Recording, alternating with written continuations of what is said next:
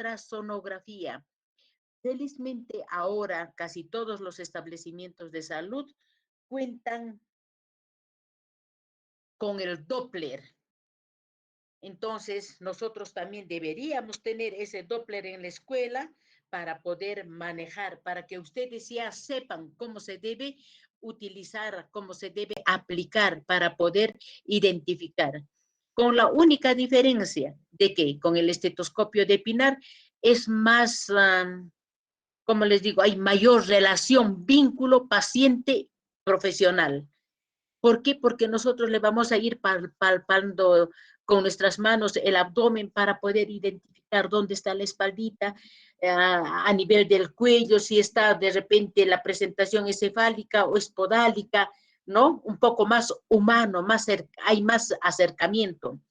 En cambio, con la ultrasonografía, como con el Doppler, ¿qué vamos a hacer? Le echamos gel en una parte del abdomen, en un punto, y de ahí vamos moviendo por todos lados. Puedes verle como no a tu paciente, puedes hablarle como no a tu paciente, entonces vas a escuchar los latidos. En cambio, con el estetoscopio de Pinar es totalmente diferente. Y tú misma te vas a sentir, el profesional que realiza todos estos procedimientos va a sentir inclusive mayor ternura, va a haber mayor compenetración paciente profesional. Las características del parto normal. Todo lo que vamos a ver es exclusivamente del parto normal, o sea, el parto eutóxico. Las características del parto normal. Primero, con la presencia de las contracciones uterinas que produce el borramiento del cuello uterino y la dilatación. Y estas son demostrables a través del cuello uterino. ¿Y cómo vamos a identificar? A través del tacto vaginal. Entonces, imagínense, solo estas cosas nosotros podemos identificar, experimentar en un parto que va a terminar por vía vaginal. En el segundo caso, otra segunda característica es que vamos a, con el tacto vaginal, vamos a definir el inicio del trabajo de parto. Una de las características. Primero es la presencia de las contracciones uterinas que va a permitir el borramiento y la dilatación del cuello uterino y que estas van a ser demostrables. Todo de color celeste, medio verde, celeste, no sé. Este larguito es el cuello uterino. Esto es lo que va a desaparecer, a eso vamos a llamar borramiento. Y la dilatación es cuando este espacio va a ir separándose para permitir el pasaje de este producto. Segundo, es que se va a definir el inicio del trabajo de parto a partir del ingreso a la unidad de atención. En esto debemos estar bien claros, jóvenes, con una primigesta, con una multigesta y gran multigesta. En una primigesta, como no sabe cómo van a ser las contracciones, cuán intensas, cuán dolorosas son, y dependiendo del umbral de cada ser humano, no podemos generalizar en todas, por favor. El grado de dolor que cada uno de nosotros sentimos tiene diferentes niveles. Ahí está el umbral de dolor. ¿Cuánto aguanto, digamos, común, vulgarmente? ¿Cuánto aguanto el dolor? De 1 a 10, ¿en cuánto está? Y si yo soporto muy bien los dolores, no puedo imaginarme lo mismo con mis pacientes. Cada uno de nosotros somos diferentes. Por eso decimos que cada ser humano es un caso. Aquí es donde se va a determinar también si hay o no la rotura de membranas, la expulsión del tapón mucoso y el borramiento completo del cuello uterino. A través del tacto vaginal vamos a identificar, y ustedes tienen que saber Cuando terminemos esta parte, ojalá me alcance el tiempo, a cada uno de ustedes les voy a preguntar cuántos centímetros miden los dos dedos juntos. Eso es tarea desde el semestre anterior. El diagnóstico del trabajo de parto verdadero. ¿Qué vamos a hacer? La valoración cérvico-vaginal. Clínicamente se constata por, si nosotros identificamos las siguientes características, vamos a decir que nuestra paciente ya entró en trabajo de parto verdadero. Los anteriores pueden ser los pródromos, la preparación, dicho en otro término. La dinámica uterina es regular, de 2 a 3 contracciones en 10 minutos, con una intensidad moderada, de moderada a fuerte. Si la contracción es 1 cada 10 minutos, está en pródromos nuestra paciente. Recién está iniciando, ese cuerpo recién se está preparando. La dilatación cervical para decir que ya está en trabajo de parto verdadero puede ser 2, como puede ser 3 centímetros, de 2 a 3 centímetros de dilatación. Pero si ustedes no saben cuánto mide los dos dedos juntos de ustedes, un solo dedo, ¿cuánto mide el índice? El medio, los dos juntos, ligeramente separado, un poco más amplio, extensamente separado. Cuando oscila, todo eso tienen que saber ustedes para determinar y calcular si tiene 4, 5, 6, ¿cómo van a decir? Tiene 7 si no saben. Al cálculo, al ojo de buen cubero, piña no van a poder ver tampoco. Otra característica es la maduración del cuello uterino. Al tacto va a ser blando, centrado y borrado. Todo eso que nosotros antes conocíamos como hocico de tenca, este cuello ya no va a haber este largo, va a estar casi al nivel. Eso se llama borramiento. Muy bien. El test de Bishop. Esto es lo que se evalúa. La consistencia, si está dura, es 0. Si está más o menos entre dura y blanda, 1. Y cuando está blanda ese cuello uterino, es 2. La posición, ¿de qué estamos hablando? ¿Posición de qué? Del orificio del cuello uterino, el cuello uterino. Si es posterior, es 0.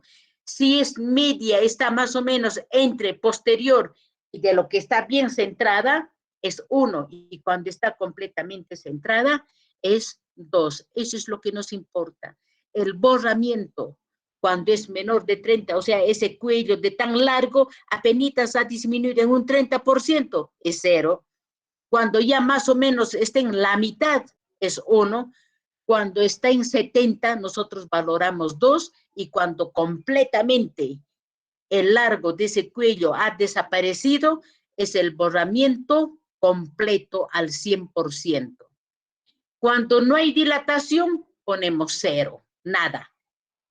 Cuando la dilatación es de 1 a 2 centímetros, vamos a colocar 1 en el test de Bishop. Vamos a colocar 2 cuando la dilatación es de 3 a 4 centímetros. Y vamos a poner 3 cuando la dilatación es de 5 a 6 centímetros. La presentación libre cuando nuestros dedos no chocan. Insinuada cuando ya está, cuando nosotros ya con un esfuerzo podemos chocar con la cabecita, o eso podemos determinar inclusive a través de las maniobras de Leopold, con la tercera maniobra de Leopold. Cuando es altamente flotante, libre. Cuando ya se mueve limitadamente, está insinuada.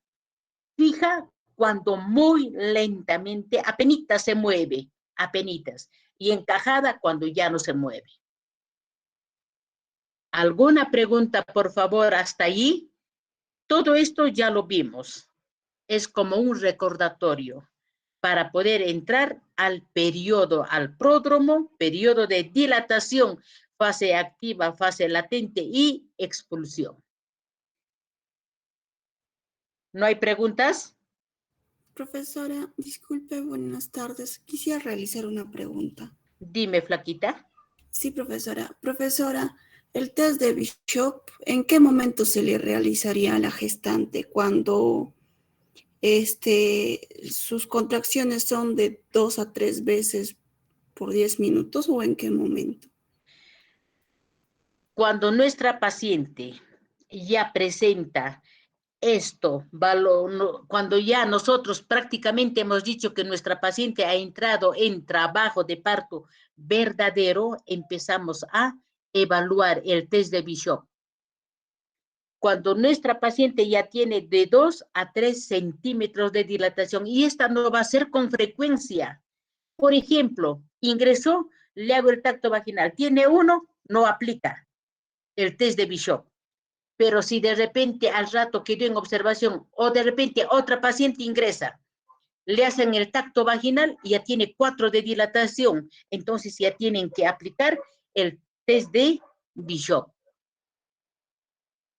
Y no lo van a hacer esto cada media hora, cada hora.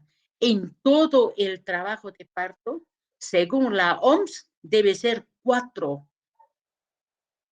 O sea, cuanto menos se hace el tacto vaginal, va a haber menos riesgo de infecciones. Debemos nosotros aprender a reconocer nuestros errores, nuestras limitaciones. No siempre preservamos al 100% la asepsia, jóvenes. No me dejarán mentir, somos así, profesionales y estudiantes. Como comúnmente se dice, siempre metemos la pata. Nos olvidamos. Entonces, probablemente sea esa la causa, porque hicieron muchos estudios. Cuanto más se realiza el tacto vaginal, hay mayor riesgo. Entonces, no es conveniente realizar con frecuencia el tacto vaginal. Al ingreso, y lo que nosotros vamos evaluando son las contracciones, la intensidad, duración de las contracciones, y luego cuando ya nosotros creemos que pudo haber avanzado dilatado, porque ya pasaron 3 horas, 4 horas, 5 horas, le hago nuevamente el tacto vaginal. Y otra vez evalúo el test de Bishop. Yo no voy a introducir el dedo o los dedos, en otras palabras, no voy a hacer el tacto vaginal para determinar consistencia.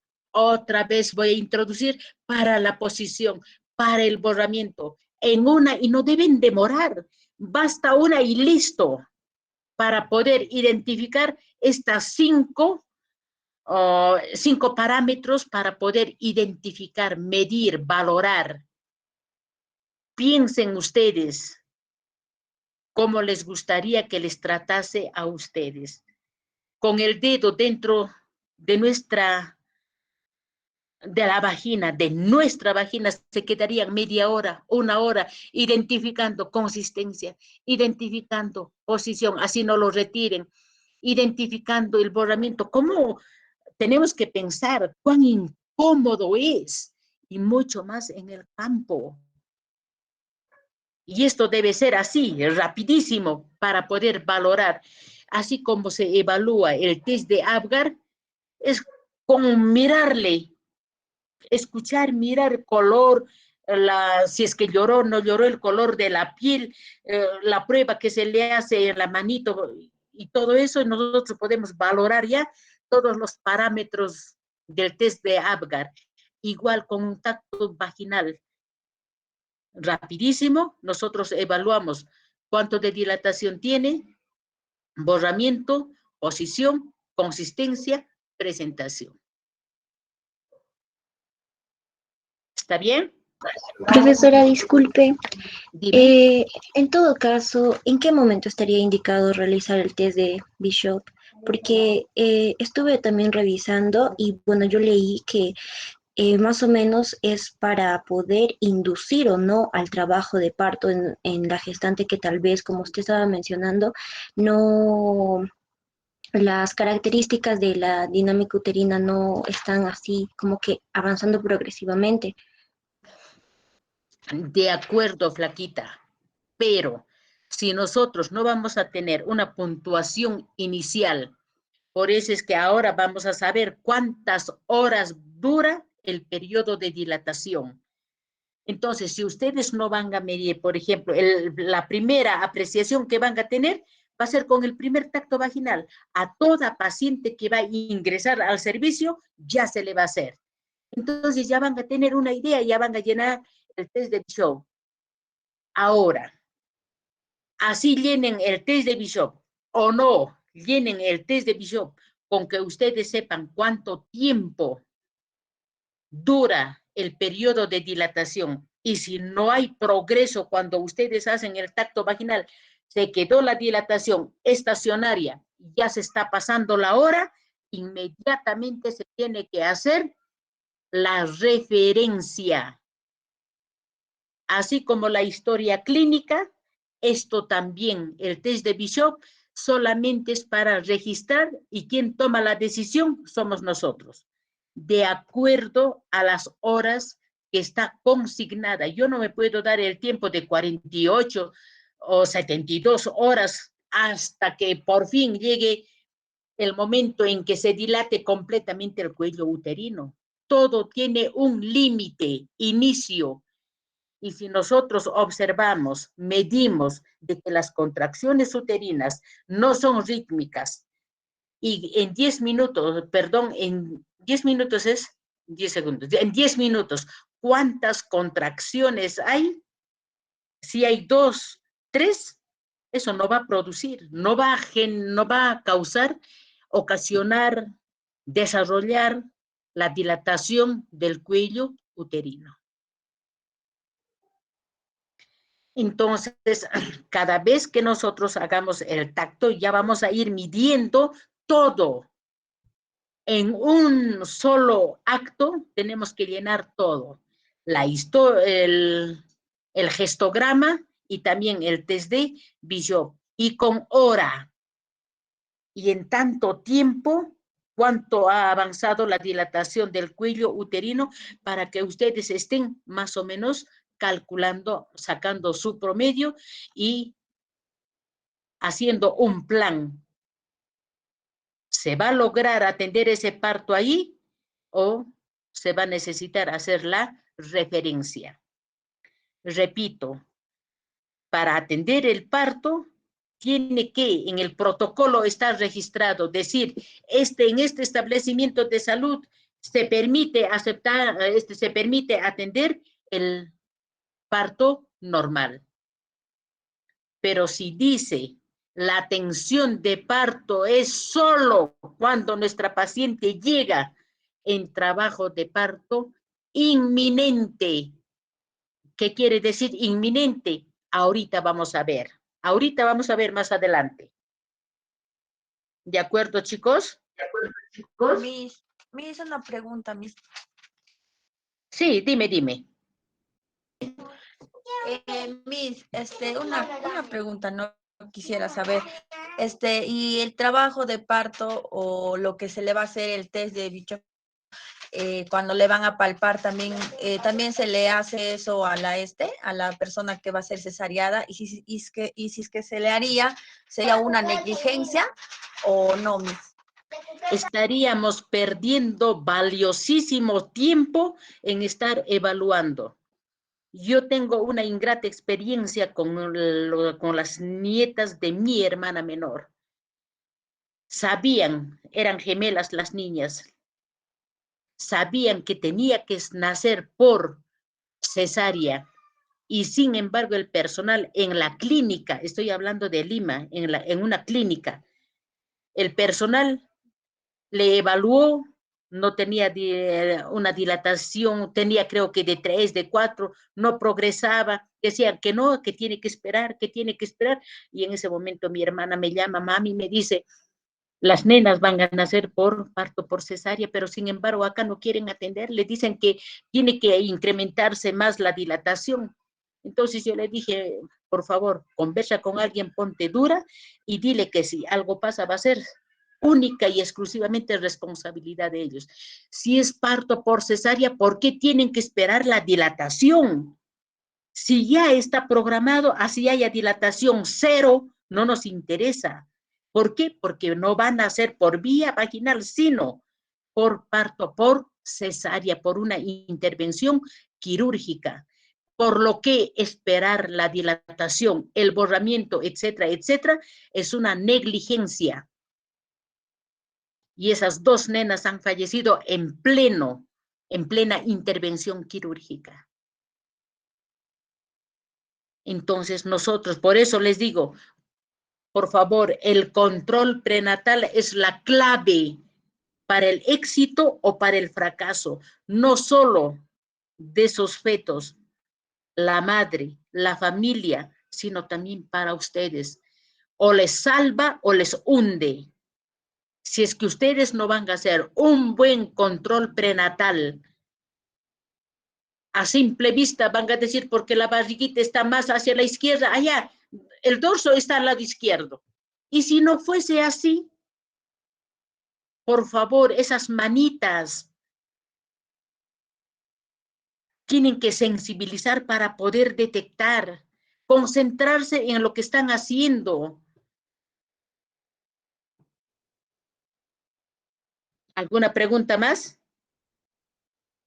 Profesora, en todo caso, ¿un embarazo gemelar es indicación para una cesárea? Así es. ¿O cuándo sería indicación, Miss? Flaquita, un embarazo múltiple por cesárea. Embarazo múltiple. Repito, salvo sea parto inminente. Imagínense que un feto estuviera de presentación cefálica y el otro de presentación podálica. Y como consecuente, de repente uno de los dos tienen todavía cordón circular. ¿Qué se hacen? No pueden ustedes dejar o poner la vida de estos seres humanos a echarla a la suerte. Ya factor de suerte, nace bien, bien, y si no, también. Eso no puede ser. Nosotros preservamos la salud desde la concepción, cuidamos. Por eso es que persuadimos a aquellas personas que quisieran inclusive abortarlas. Yo sí estoy convencida que un embrión es un ser humano desde la concepción, ya. Ese es el inicio de la vida. Claro que también a veces uno dice, pero aunque sea hubiera abortado en vez de abandonar a un recién nacido y que los perros lo destrocen. Estamos viendo tantas cosas. Es una controversia, es un tema controversial toda esta situación. Lo que debemos motivar es la responsabilidad. El sexo no es juego, no es un hobby. Uno no puede simplemente tener un contacto, un coito por puro placer, sino tiene que hacerla asumiendo su responsabilidad. Pero si una sola vez y en ese, apenitas, inclusive, vulgarmente dicen, si apenas lo toqué, en ese toque puede haber eyaculación. Y cuando hay la eyaculación, obviamente, ahí junto con el semen sale, ingresan los espermatozoides. Ironías del destino, en el primer intento ya le embarazó. Entonces, hay que asumir la responsabilidad, ambos. Todo esto viene de casa, los valores vienen de casa, en el colegio, en la universidad, fortalecemos todo eso. Por favor, nunca se olviden de las cosas que se les habla, de todo lo que se les dice, al menos conmigo, todas esas cosas conversamos. Y cuando inicien a trabajar, acuérdense de todo lo que se habla, de los valores, de los principios, de las normas, de las leyes. ¿Para qué se hizo? En casa todos tenemos nuestras normas, leyes. Tácitamente sabemos, no está colgado, no está escrito. ¿Quién lo ha promulgado? Todos nosotros sabemos a qué hora comemos, sabemos a qué hora debemos estar ahí y no debemos faltar.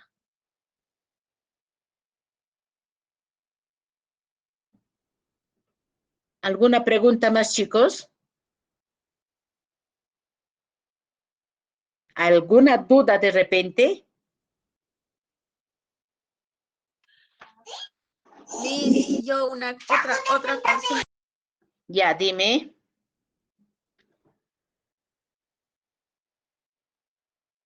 Dime, flaquita, dime. Miss, y entonces, en ese caso que usted dice, ¿no? Cuando va a ser parto múltiple es por cesárea, y si no se, y si sería, no, ¿por qué entonces, por qué después cuando va a tener otro embarazo, tiene que ser cesárea mismo, aunque no sea embarazo múltiple, sino solamente un bebé o un feto? No, eso es decisión. Eso ya de repente tienen cualquier otro criterio o haya tenido algún inconveniente la madre. No necesariamente, si la primera fue parto por cesárea, no necesariamente la segunda o el segundo embarazo va a terminar también en parto por cesárea. Puede ser parto vaginal, pero siempre hay que respetar el diagnóstico clínico, las sugerencias, de repente ha tenido alguna otra complicación. Yo tengo una vecina que ha tenido 5 hijos y todos por cesárea, toditos. ¿Por qué? Porque ella misma quería. No quería que ella, ¿no? Como es una amiga, decía, no quiero que mi vagina se amplíe. Entonces se hacía cortar cada vez. Son 5 hijos y todas mujeres, todas mujercitas. Y los 5 parto por cesárea. Tengo una sobrina también que todos sus partos han sido por cesárea, pero hay situaciones que sí amerita pues que esos partos debe concluir por cesárea y no llegan a un embarazo a término. Generalmente es prematuro. Profesora, Dime. buenas noches. Una pregunta. En el caso de gestantes con trombosis, hay un alto riesgo por la cesárea, digamos, porque hay casos, ¿no? Que cuando tienen trombosis les hacen una cesárea, pero ¿hay mayor riesgo en esa cesárea o por parto normal? ¿Por qué siempre optan por la cesárea en caso de trombosis? Uno, ¿por qué? Porque tiene asistencia de todo el equipo. Y si es por parto vaginal, ustedes saben cuánto dura y el esfuerzo que se hace y puede reventar. Entonces, justamente por eso, en cambio, con la anestesia, están controlándolo de alguna manera. Entonces, por eso, en esos casos de trombosis, se recomienda el parto por cesárea. Profesora, y también en el caso, por ejemplo, supongamos que no es gestante, pero tiene trombosis, también está con un alto riesgo de complicarse si se realiza alguna u otra operación, ¿verdad? Mami, en todo eso siempre hay un factor de riesgo. En una trombosis hay muchos factores que influyen para que ésta pueda en cualquier momento agravarse. Entonces, las intervenciones, inclusive las mismas intervenciones, tienen que hacerse teniendo todos los cuidados, teniendo especialistas al lado. Hay Ya, que profesora, tomar gracias. todas las precauciones pertinentes, como tú dices, no solo en el embarazo y no solo con la mujer, en cualquier género y en cualquier edad, mucho más en los adultos y adultos mayores. Hay que tener mucho cuidado. Continuamos. Periodos del parto normal. Justo hablábamos de los pródromos. Los pródromos prácticamente es desde la aparición de los primeros signos y síntomas que anuncian la proximidad del trabajo de parto, ¿no es cierto?, hasta el inicio verdadero del trabajo de parto. Hasta allí nosotros llamamos pródromos. Es el preparamiento de todo el sistema anatómico, fisiológico y psicológico de la embarazada, porque ya va a entrar al trabajo de parto. De ahí inicia ya el verdadero trabajo de parto. Y el primer periodo del parto es el periodo de dilatación. Desde el inicio del verdadero del trabajo de parto hasta la dilatación completa del cuello uterino. Todo ese periodo, y es la más larga de los 3 periodos del trabajo de parto, el periodo de dilatación es la más larga. El periodo expulsivo es el segundo periodo, que va desde la dilatación completa del cuello uterino hasta el nacimiento del feto o producto. El tercer periodo del trabajo de parto es el alumbramiento, que comprende desde el nacimiento del feto hasta la expulsión de la placenta.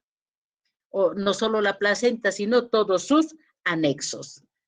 De ahí nosotros tenemos que inmediatamente estudiar lo que es el periodo, otros lo llaman como cuarto periodo, pero es el puerperio inmediato, otros lo dicen precoz.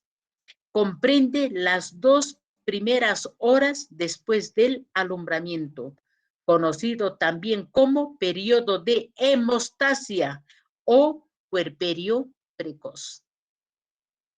Imagínense, dilatación desde el inicio del verdadero trabajo de parto hasta completar la dilatación del cuello uterino, que es 10. Expulsivo desde ese momento, ya completó a 10 hasta el nacimiento del feto. El alumbramiento desde el nacimiento del feto hasta la expulsión de la placenta y anexos. Y el puerperio inmediato o precoz o hemostasia comprende desde la expulsión de la placenta y anexos hasta que transcurran las 2 primeras horas. Y esas 2 primeras horas es fundamental la vigilancia, la evaluación permanente de nuestra paciente. Inclusive este puerperio precoz inmediato es la causa fundamental para la mortalidad materna. En el dibujo, periodos del parto normal, los pródromos está preparándose, los dolores, las molestias, las incomodidades. Ya empezó la dilatación y la dilatación va desde los 2 centímetros hasta los 10 centímetros. Es el periodo más largo. Y la expulsión ya es desde que completó los 10 centímetros hasta el nacimiento del feto. Es corta, pero muy trascendental, muy importante. El alumbramiento, desde que nació el feto hasta la expulsión de la placenta.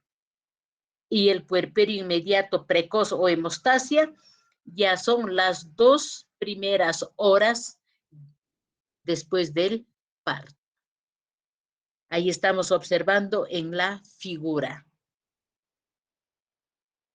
Los pródromos, disminución de la altura uterina. Ya vamos a notar que disminuyó la altura uterina. Empieza la maduración del cuello uterino. Inicio de la actividad uterina regular. No tan fuerte, pero ya, ¿no? Expulsión del tapón mucoso. Y ese moco tiene un poco de inclusive rasgos de sangre, por eso se dice tapón mucoso, porque es moco cervical. Durante la gestación, el tapón mucoso, o también llamado limos, separa el contenido de la gestación del exterior. Es como si fuera una barrera, impide. Si la mujer no ha sido explorada antes a través del tacto vaginal, este tapón mucoso sigue hasta este momento, hasta que nosotros le evaluemos o hasta que solo sea expulsado. ¿Por qué? Porque ya llegó el momento del trabajo de parto. Y es en este periodo cuando lo expulsa, favorece el inicio de la dilatación. ¿Cuáles son esos síntomas difusos que nos puede hacer confundir? La diarrea, los vómitos, la sudoración a nivel del labio superior y también el edema. El tono basal uterino, esto nosotros ya hemos estudiado. La presión más baja que existe entre dos contracciones y se mide de 6 a 12 milímetros de mercurio. La contracción del útero grávido es perceptible por palpación. Y cuando nosotros palpamos, ya prácticamente estamos valorándolo como 10 milímetros de mercurio por encima de la presión basal, pero ni siquiera lo vamos a tomar. Uno, porque si hay personal de obstetricia, ellos lo van a hacer. La contracción producirá del dolor solo pasando 15 milímetros de mercurio por encima de la presión basal. Así como nosotros hemos controlado la presión arterial y sabemos cuál es su presión arterial basal, más o menos así se mide con el equipo. Causas del dolor: hipoxia miometral, compresión de ganglios, estos son los que están que se encuentran a nivel del cuello uterino, distensión del cuello uterino y peritoneo.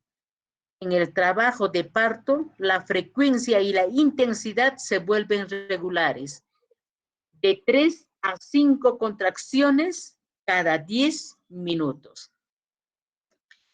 Este es el periodo de dilatación. Útero entre contracciones. Miren cómo inclusive cambia el color. Todo esto es el útero. Cómo se encuentra entre contracciones. Y esto es útero durante la contracción. Inclusive acá ustedes observan un poco relajado, inclusive se encuentra el feto. Un poco extendido el útero también, porque es como que se estuviera relajando. En cambio acá, miren, hay mayor presión inclusive al feto. Entonces las contracciones, por eso es que empuja, digamos, de todos los lados, para abajo, para adentro y para afuera. Inclusive empujan, ¿no? Por todos los lados durante las contracciones.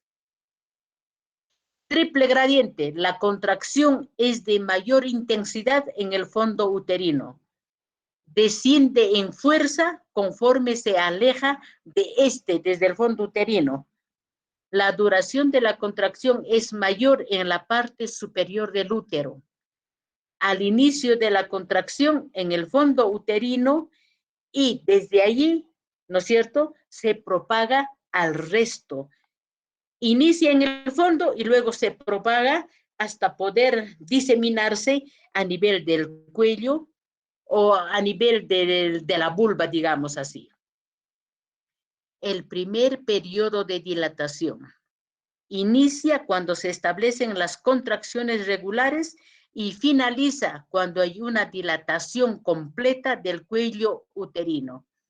Iniciamos a registrar en el partograma desde los 4 centímetros de dilatación hasta los 10 centímetros de dilatación, que es el máximo. Cuando llega a 10 centímetros de dilatación, hemos terminado con el periodo de dilatación y empieza el periodo expulsivo.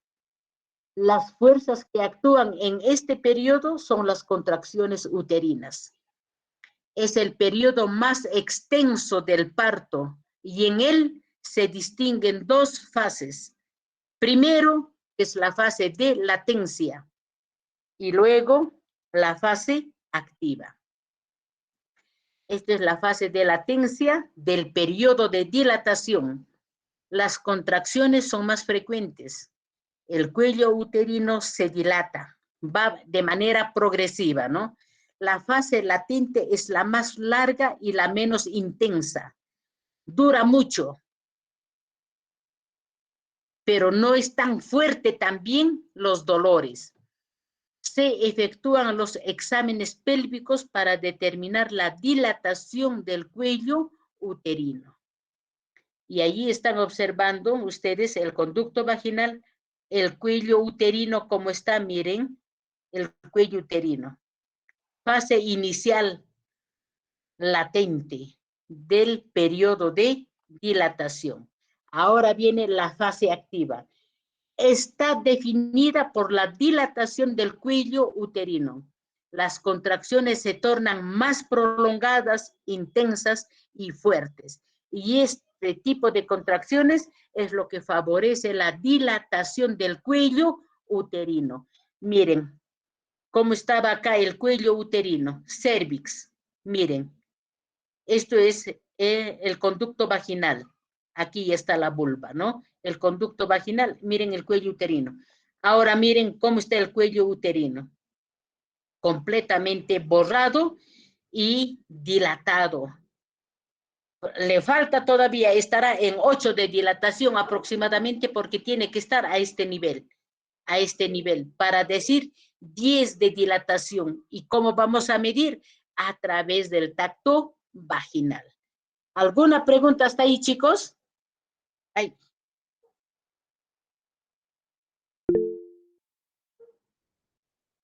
Continuamos. Fase activa, inicio del inicio del parto clínico. Dilatación cervical de más de 2 a 4 centímetros. Dentro de este periodo se distinguen varias fases. Fase de aceleración, de máxima velocidad y de desaceleración.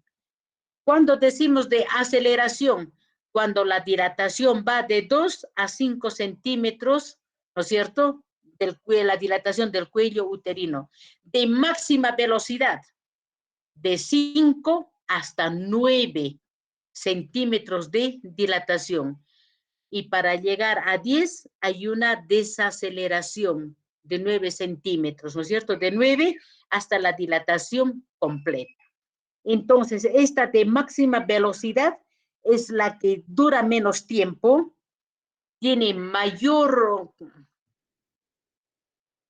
¿cómo se dice?, duración, intensidad de la contracción uterina y por ello favorece la dilatación rápida. Esta es la fase de aceleración, hasta 5 centímetros. Máxima velocidad, hasta 9 centímetros. Miren, aquí ya está borrado el cuello uterino. Y esto ya es el completo, fase de desaceleración.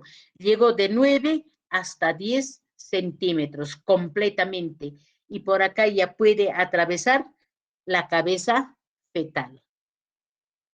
Veamos la maduración cervical. Esto es la cabeza fetal. Miren, el conducto vaginal. Todo este cuello es lo que se tiene que desaparecer. Eso es el borramiento. Y cuando esto desaparece, empieza la dilatación. No necesariamente va en el mismo porcentaje. 50% de dilatación, o sea, 5 centímetros de dilatación y 50% de borramiento. No es así, ¿no? Primero empieza la dilatación y luego el borramiento, o puede terminar primero el borramiento y luego completamos con la dilatación completa. En la primípara va cada uno de manera separada, pero en la multípara ambos puede suceder simultáneamente. El segundo periodo, que es el periodo de expulsión. comienza cuando el cuello uterino está completamente dilatado y finaliza con el nacimiento del feto. Segunda etapa se llama también etapa de pujar, porque instintivamente hay la necesidad de que la señora puje. ¿Para qué? Para poder expulsar ese producto hacia la vida extrauterina. La madre toma parte activa. Si es que la madre no colabora, no participa, el feto puede sufrir algunas consecuencias, empezando con el sufrimiento fetal, las aspiraciones, el caput succedaneum, cefalohematoma, etcétera, etcétera. ¿Por qué? Porque cuando la señora no puja, solo grita y no puja, vamos a tener la necesidad de realizar la maniobra de Cristel, de poner nuestra mano por encima, en el fondo del útero y empujar para que ese bebé nazca, ese feto salga al exterior. Y obviamente ese es un choque para él o ella. Y por eso puede nacer con el caput succedaneum o el cefalohematoma. O por tanto, de repente puja y regresa, no puja adecuadamente como para poder expulsar, puja y lo corta. Cuando ya está a punto de salir la cabeza, lo corta. Entonces nuevamente entra en una pausa, otra vez puja y eso es otro problema para el feto. Por eso dice que la madre toma parte activa pujando para que el feto atraviese el canal de parto y salga al mundo exterior. Momento del coronamiento de la cabeza. Nosotros a través de la vulva ya podemos visualizar una rayita negra. Ahorita vamos a ver. El segundo periodo es más corta que el primero y puede tomar de 30 minutos hasta 2 horas, si es el primer parto. Y si es segundo, tercero, cuarto, hasta en media hora todo termina, en 20 minutos inclusive. Cuando llega al establecimiento de salud, estamos hablando ya sobre los cuidados, entra en trabajo de parto, el personal efectúa el examen físico del abdomen para determinar el tamaño y la posición del feto y examen del cuello uterino. Además, el personal debe examinar lo siguiente: presión sanguínea, peso, control de signos vitales, frecuencia e intensidad de las contracciones, frecuencia cardíaca fetal y solicitar muestras de orina y sangre, hematocrito, ¿no es cierto? O hemograma, perdón, hemograma. Todo eso se tiene que solicitar. Y ustedes tienen que registrar para saber en qué condiciones están recibiendo a esa paciente. Porque si ustedes no van a controlar y nada más van a ponerlo al cálculo, puede que la señora esté ingresando con hipertensión arterial y se complica el parto. Equipo, atención de parto, siempre deben tener, así no atiendan todos los días, ustedes deben tener el equipo completo, equipo, insumos, materiales y medicamentos disponible todos los días y por regla deben entregarse en cada turno. Te estoy entregando tanto y en estas condiciones y así se deben entregar. No atienden un parto, tienen el equipo estéril. Si no han atendido un mes, ese equipo estará estéril. No, profesora. No está. Entonces hay que esterilizarla permanentemente, por favor. Hay que revisar. Hay que tener las pinzas de cordón, brazaletes y etiquetas de identificación para ese recién nacido. Si bien es cierto que en el campo no nacen como en la ciudad 4 o 5 partos simultáneos, pero de todas maneras es importante tener todos estos materiales para poder dar una atención de calidad.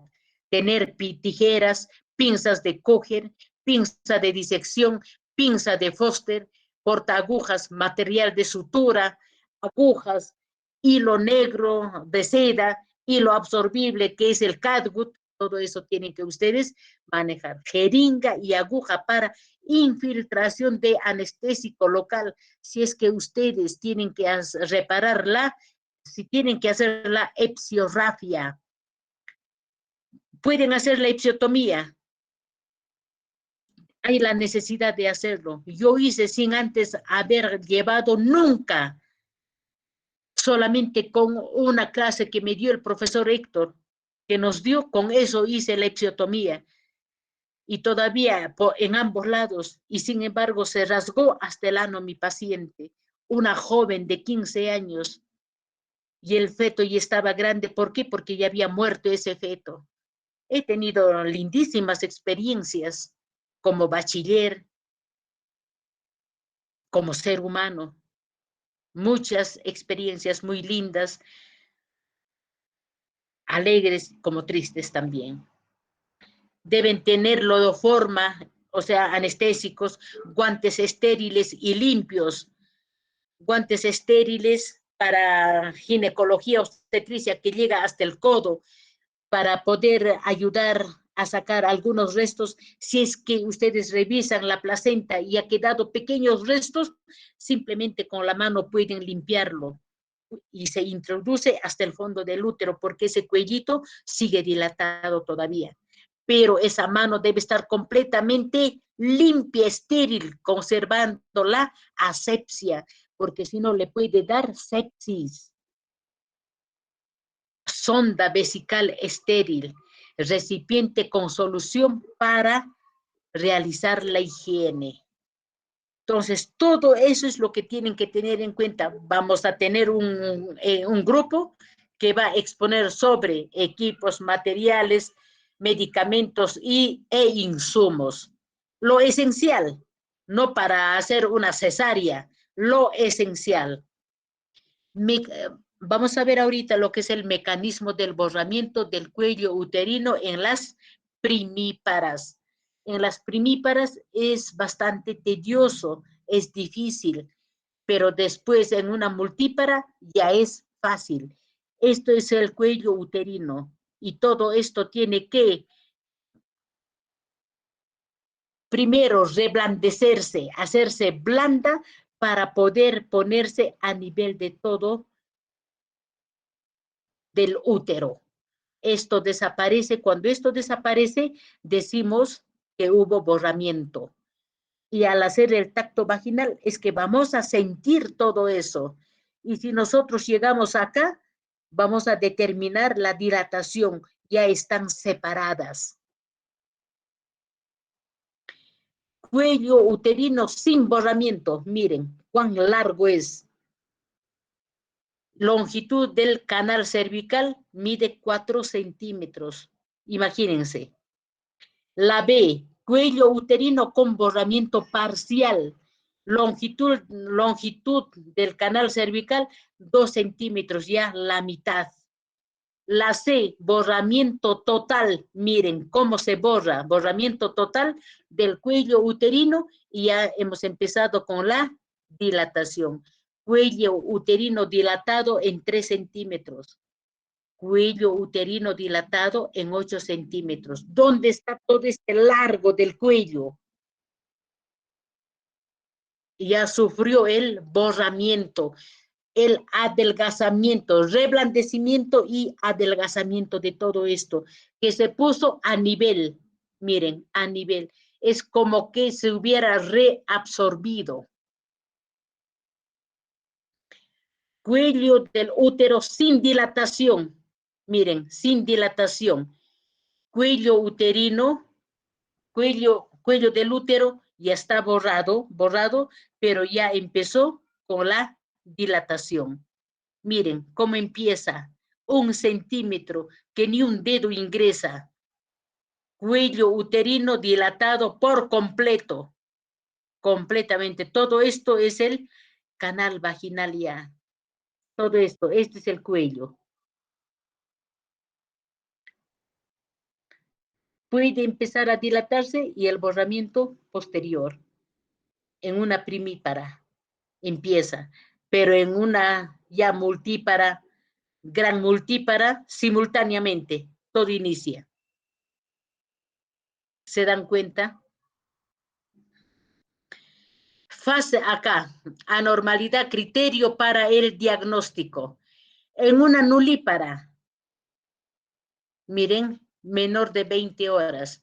En una multípara, mayor, perdón. Este es mayor, ¿verdad? Mayor de 14 horas. Es la fase latente. La fase activa, cortita, porque hay mayor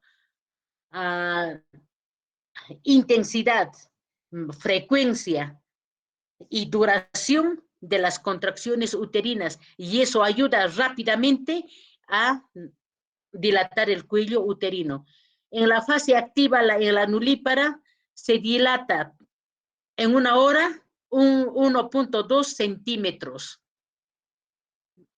En una multípara, 1.5 centímetros por hora, mayor. El cese secundario de la dilatación, cese de la dilatación por 2 o más horas. Cuando no hay progreso de la dilatación, nosotros ya podemos estar alistando, ¿qué cosa? Nuestra hoja de referencia. Fase de desaceleración prolongada en una nulípara mayor de 3 horas, en una multípara mayor de 1 hora, ya podemos estar alistando nosotros, ¿qué cosa? Nuestra hoja de referencia. Este es el periodo expulsivo. Nosotros cuando observamos, chicos, obviamente, para poder realizar o atender el parto, nosotros siempre tenemos que hacer la asepsia. Antes era obligatorio rasurar, ahora es la asepsia, la asepsia. Y nosotros ya estamos observando de alguna manera la cabecita fetal, ahí dice, el vértice de la cabeza fetal se asoma por la vulva. Estamos observando, y esto es el ano. Y lo que nosotros tenemos que hacer con esta mano, ahí están viendo las manos enguantadas, es protección del periné durante los pujos. ¿Para evitar qué? Para evitar los desgarros. Cada vez la protrusión de la cabecita es más. Miren, cada vez es más evidente, estamos observando más. Hay mayor dilatación. Yo atendí el parto de la joven que les digo. Cuando llegué a su casa, la señorita estaba echada en el piso, tranquila porque había cesado las contracciones.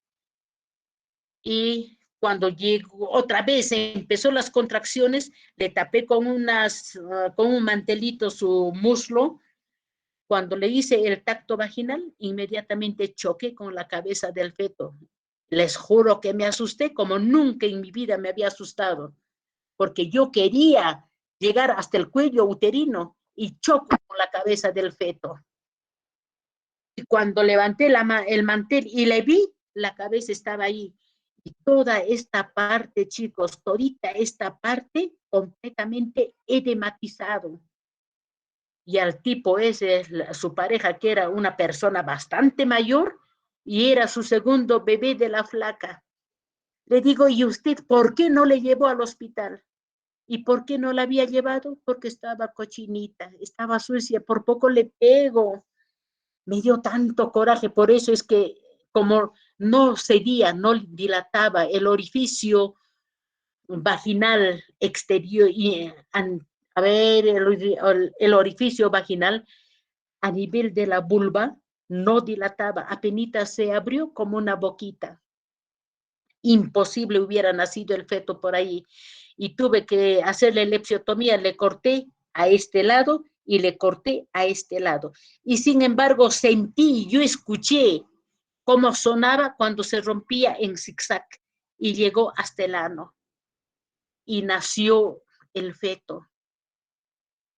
Y cuando nació era varoncito, le agarré y la plantita del bebé ya se estaba pelando, estaba negrita. una membrana negra era. Yo ahora pienso, en aquel entonces yo dije que era piel del bebé, pero ahora creo que ha sido la bolsa amniótica. Pienso que haya sido eso, que estaba adherida en la planta del feto. Ese ser no ha tenido nunca certificado de nacimiento y tampoco de defunción, porque cuando estuve viendo de mi casa, a la vuelta de su casa le enterró. Y en ella me practiqué por primera vez, hice la episiotomía, le reparé con hilo de seda, todavía ni siquiera tenía catgut. No miento, era con catgut, por eso es que nunca le retiré los puntos.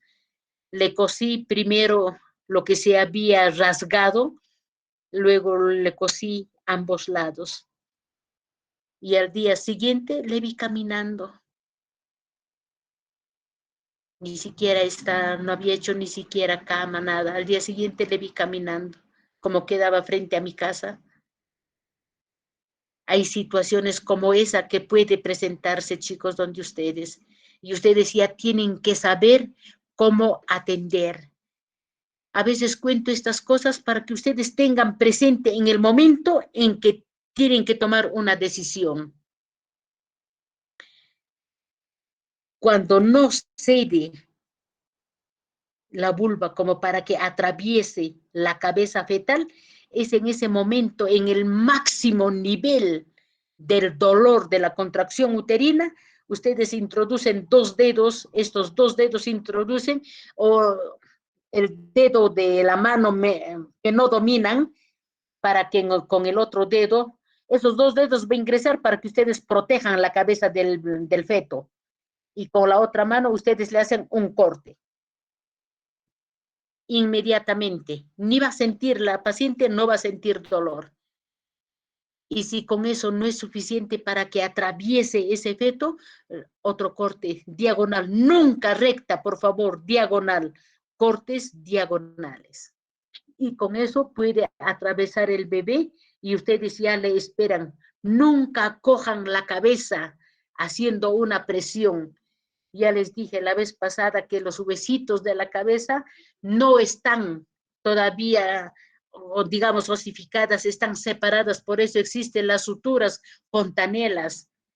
Y para atravesar todo ese canal se cabalgan, se sobreponen hasta salir al exterior y luego todo vuelve a su tamaño normal. Esta es la forma de hacer la episiotomía. Ahí están viendo. Hay que introducir el dedo, se introducen los dedos índice y medio para proteger al feto y se realiza la episiotomía, el corte. Cuando sale la cabeza del feto van a salir lentamente y con una mano, con esta mano que está acá, vamos a proteger el periné. ¿Para qué? Para evitar que se rasgue. Pero a veces es inevitable, mucho más si el feto es macrosómico, es grande. Y va continuando la salida progresivamente, tampoco va a salir pues como si fuera un pez, ¿no? Inmediatamente. Tiene que salir lentamente y afuera nosotros hacemos la maniobra de Röntgen. ¿Qué cosa es esto? Para restituir la posición de la rotación interna que hizo el feto atravesando el canal de parto.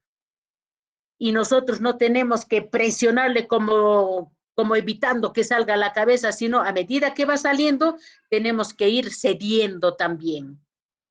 Cediendo, ¿no? La presión de la cabecita y hacer más lenta nuestra mano para permitir que salga la cabeza, mientras que la mano derecha sigue deprimiendo al periné, sigue, y con la otra mano nosotros vamos sosteniendo. Ya salió la cabecita, miren, ahí ya salió la cabecita y tenemos que ayudarla desde el mentón. Pero, chicos, cuando ustedes vean que quiere salir la cabeza y no puede, quiere salir la cabeza y no puede, a pesar de los buenos pujos de la madre, introduzcan más o menos como acá, 2 dedos, introduzcan por debajo del cuello del feto y ustedes van a determinar que podría haber este cordón circular y que esto no le está permitiendo salir con facilidad al feto. Y si es cordón breve, le está asfixiando. Miren cómo está este bebé. Ha cambiado ya el tono del color de la piel, porque tiene cordón triple todavía, miren. Esto me parece doble, cordón doble. Yo atendí también un parto con cordón circular en domicilio y justo fue el día del cumpleaños de mi primer hijo. No teníamos para poder comprar algo y más o menos a medianoche así vino una señora y me dice, señora, por favor. Ah, no, el esposo vino para ir a atenderle a su hijo y le atendí al niño y tenía cordón circular. ¿Qué hice? Palpé el cuello, determiné que tenía cordón circular, agarré 2 pinzas, uno le clampé por acá y otro le clampé por acá. Y con mi tijera le corté acá. Chicos, un ratito, mi nieto está llorando, por fin, a la velocidad de un rayo. ¿Qué pasó?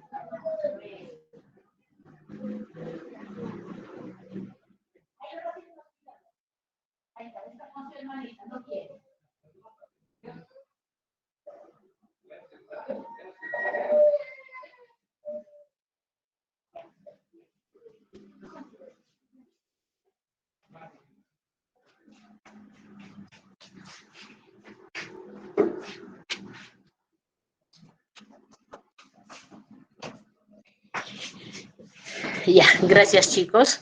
Entonces, le corté por el medio y el feto salió recién. Una pinza se queda con la madre y la otra pinza se va con el feto. Entonces, esa es otra forma de poder atender. Por eso, chicos, hay que tener todo el equipo, material, insumo y medicamentos necesarios para poder brindar atención. Si ustedes van a atender ese parto, tienen que sopesar 1000 cosas.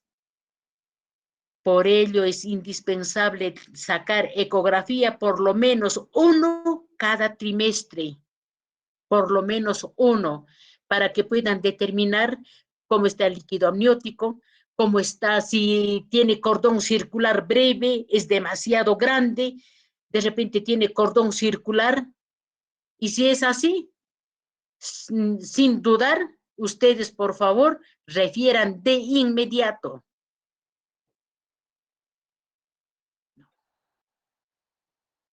Sí, no hay nada. Disculpen, chicos.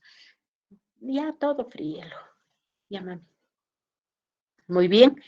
Ahora es la reparación de la episiotomía, la epiorrafia. Y eso se hace por capas. Y eso ustedes en médico quirúrgico hicieron. Nada más es cuestión de aplicar esos conocimientos. En todo paciente van a utilizar todos los cursos, desde 100 hasta 500 chicos. Todos los cursos, anatomía, fisiología, básica, nutrición, todo entra acá, todo, salud mental, todo, todo, todo, absolutamente todo. Y ustedes no tienen ni siquiera, pues, para decir, nunca nos han enseñado, así de repente con paciente real, no, pero las explicaciones, las experiencias que contamos, esto les sirve. A mí me salvó la experiencia que el profesor Héctor nos contó, cómo había hecho él también su episiotomía y todo eso, lo mismo que me pasó a mí. La práctica hace al maestro. Y si ustedes no se van a arriesgar a realizar, están perdidos. Por favor, tienen que hacer, pero para eso tienen que tener fundamento teórico, científico. Todo lo que puede ocasionar el cordón circular. Y no solamente es en el cuello, inclusive toda la mano, si el cordón es grande, largo, todito, porque el feto no está tranquilo en el útero, no está tranquilo. Cuando es pequeño, hasta juega con su cordón, como parece que estuviera observando, quiere coger el cordón umbilical, cordón umbilical y se da vueltas, hace sus saltos mortales inclusive. Miren cómo, y cuando ustedes lo jalan, la cabecita de repente no sale, ¿no? Ustedes agarran y lo jalan, le están asfixiando al feto, uno, y otro, pueden desprender, ¿qué cosa? La placenta, y al desprender la placenta, pueden perforar el útero o jalarlo todo. Entonces, a tener todos los cuidados pertinentes. Cuando ya así sale la cabecita, con ambas manos ustedes le hacen la rotación externa de la cabeza.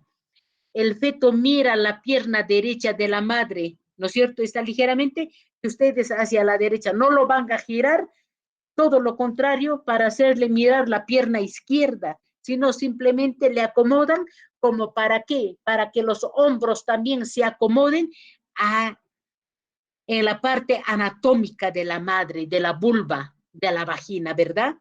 Entonces, fácilmente va a salir la cabecita. Ahí están viendo en la siguiente figura. Se completa la rotación de lo que está mirando un poco hacia el suelo pélvico, pero también hacia el lado derecho de la madre. Le giran y miren, así debe quedar.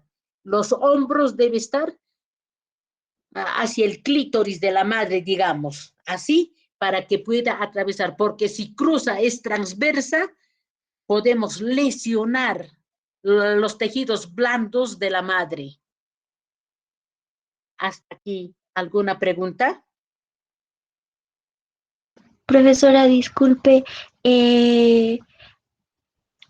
en todo caso, cuando, por ejemplo, no pueden salir los hombros, se llama distocia de hombros, ¿verdad, Miss? Pero eso, ¿qué complicación tiene? ¿Es como que se fractura? ¿Qué es lo que pasa, Miss? Sí, es que cuando, por ejemplo, solo en esta posición, sin hacer la rotación, empiezan a traccionar, ahí es donde este hombro va a estar chocando con la pared. ¿Me entienden? Entonces, por la fuerza que uno hace, se le puede luxar. Hasta se puede causar fractura. Entonces, por eso es importante hacer la rotación completa y que estos hombros queden anatómicamente en la posición igual que la posición de la vagina, de la vulva.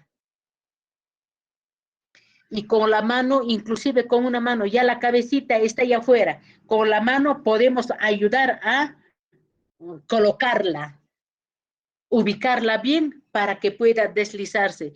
Con que estos hombros salgan, la cabeza salió, el hombro salió, el resto sigue. Más bien hay que estar atentos ya para evitar que se deslice y se pueda resbalar de tu mano inclusive.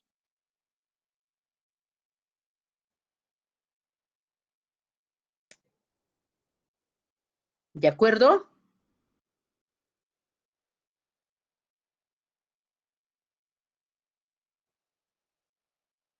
¿Aló?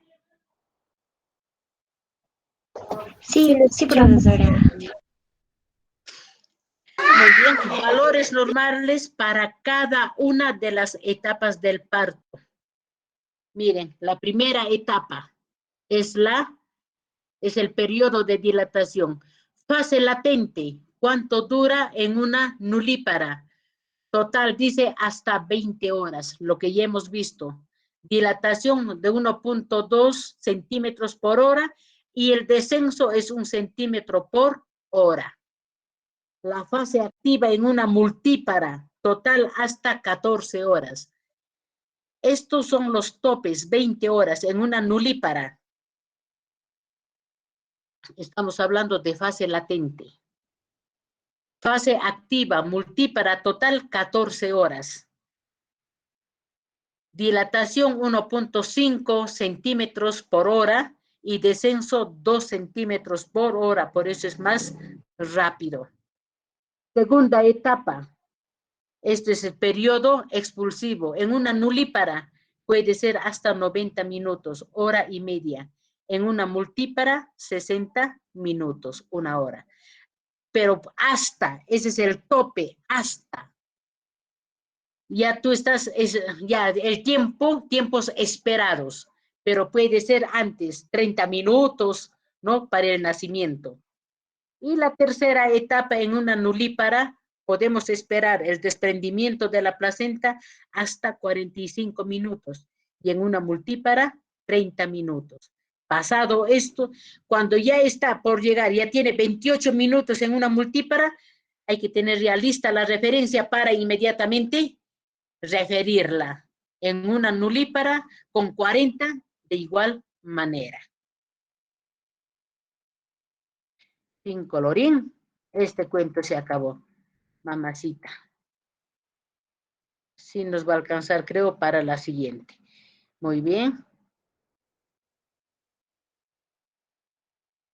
Muy bien. Ahora nos toca lo que es el periodo de alumbramiento y el puerperio precoz o inmediato o periodo anestésico. No, ¿cómo se dice?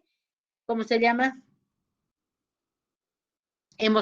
Hemostásico, creo. Ya. Periodos del trabajo de parto. Tercer periodo, alumbramiento. Y hemos visto el primero que es dilatación, el segundo de expulsión, ¿no? O el periodo expulsivo. Ahora es alumbramiento. Inicia al terminar el periodo expulsivo y finaliza con la salida de la placenta y anexos. Las fuerzas que actúan este periodo son las contracciones uterinas y la prensa abdominal de la madre. La duración máxima es de 30 minutos. Tiene 2 periodos, desprendimiento y expulsión. Aquí están viendo en la figura, ya no hay feto. Ahí está la vagina, este es el cordón umbilical ya cortado, ¿no? Porque la otra parte ya se fue con el feto y aquí está la placenta. Estamos esperando el desprendimiento de esta placenta de las paredes del cuello uterino, perdón, de las paredes del útero, de donde ha sido insertada. Muy bien. El desprendimiento placentario.